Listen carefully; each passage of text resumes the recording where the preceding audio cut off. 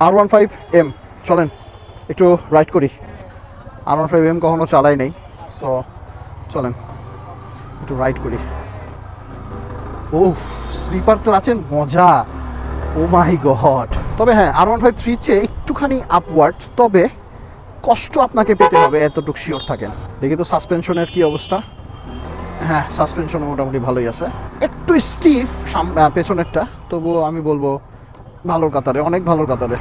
তো যারা যারা এই R15Mটা রিভিউ দেখতে চান তারা একটুখানি কমেন্টস বক্সে জানাবেন, ইনশাল্লাহ রিভিউ করার চেষ্টা করব। আসলে এই ছোট্ট রিলে অনেক কিছু প্রকাশ পায় না বা প্রকাশ করা যায় না, বা আমি চালায় দেখলাম যে আসলে কীরকম। তবে হ্যাঁ, লং রানের জন্য বা লং টার্ম ইউজের জন্য আমার ক্ষেত্রে বলা যায় যে এটা হাত পা ব্যথার কারণ হয়ে যাইতে পারে। এটা যেহেতু একটুখানি ঝুঁকে বসতে হচ্ছে, সেহেতু this is not my type of A bike.